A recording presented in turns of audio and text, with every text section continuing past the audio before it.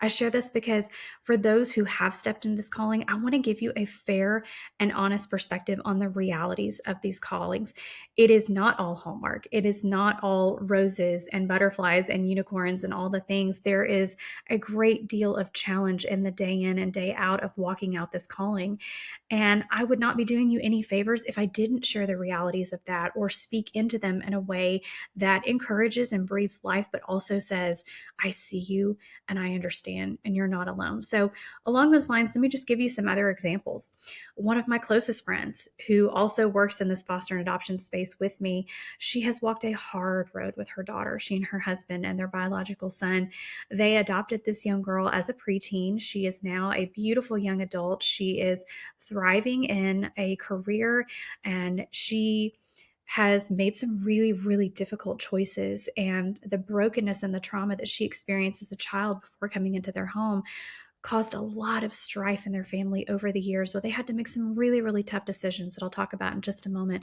But this family faithfully showed up, even in the midst of extreme rebellion and both self sabotage and sabotaging of family relationships over the years through triangulation and different behaviors. Another example that I can share with you is just recently, a friend of mine had to make a very hard decision, she and her husband, after an extensive time of fostering a teen, that it was time to transition her to another living arrangement for the overall health of both the teen and the family. Another example of this, a very good friend of mine, she's actually an adult adoptee. And though she has shared openly her struggle throughout the years with identity and wrestling with her story and how she relates to her biological family, she's thriving as a beautiful, God-fearing woman, as a wife, as a mom. She has an incredible career. And all the while, her adopted sister, who's not biologically related, but her sibling nonetheless, has chosen a very different path, very self-destructive lifestyle with broken relationships and very, very difficult choices, raised by the same parents in a loving Christian home, stable, loving Christian home. Two daughters, two paths. It all came down to choices. Another example for you is a family that I was made aware of who adopted their son at a very young age. I suddenly learned that as a teen, he was perpetrating abuse against his younger siblings in the home after absolutely no indicators or warnings of the behaviors up to that point. And that family had to make some really, really hard decisions. So these are just a few examples and scenarios that are all too common. And if we're not careful as adoptive and foster parents, we can fall into this mindset of failure and defeat when our kids do not turn out the way that we had hoped, or they haven't made choices that would define as success. And it's easy for any family experiencing these challenges to question themselves and wonder, what did we do wrong? But friends, that is not the question to ask. In fact, asking that question takes families in the wrong direction altogether, in my opinion. We've talked about this often on this show, but adoption requires a tremendous amount of energy. The same is true for foster care. This is emotional energy, physical energy, and spiritual energy. We have so much that we pour out on a regular basis, and it can be difficult when you are depleted because of negative behaviors and behavior patterns and choices that are made.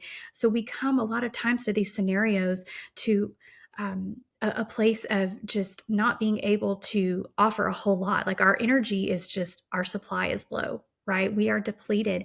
And so my purpose in today's episode is to bring light to the reality of these scenarios, but also to try to encourage you, to help you to redirect your precious and often short supply of energy towards what is actually helpful for you, your family, and the child that may be struggling with some less than ideal choices. So first and foremost, I want to say this. Do not lose confidence in your role as the parent because your child is adopted or being fostered. This doesn't disqualify you because your child has a first family. You have stepped into this calling. That child has been placed with you by God. We talked about this in last week's episode. You have that spiritual authority over that child, but you also have the parental authority over that child. So don't play the adopted or foster card when your child is making poor decisions. Discipline them accordingly. Teach them respect for themselves and for others. And don't allow your children a crutch for life to say, oh, well, I make these choices because I'm adopted or because I have trauma. Now, this can be very, very controversial. I'm just going to say that, especially in the mental health space. And so I want to say this respectfully, but I was so thankful to be reminded of this in our recent episode with Tori Hope Peterson, where she was talking about how our children need to be held to high standards, biblical, respectful standards of behavior and self-conduct, not unachievable ones, but high standards that will communicate trust and value to them as they learn to overcome the difficult parts of their story. We cannot live in fear. Our kids, though, yes, they are going to experience some form of trauma, of struggle within themselves to reconcile their story and why their life is the way that it is. We as parents cannot live in fear because our children are fostered or adopted. Listen, kids pick up on that posture. And quite frankly, remember, we're all born with a sin nature. And so children will take advantage of that if they can.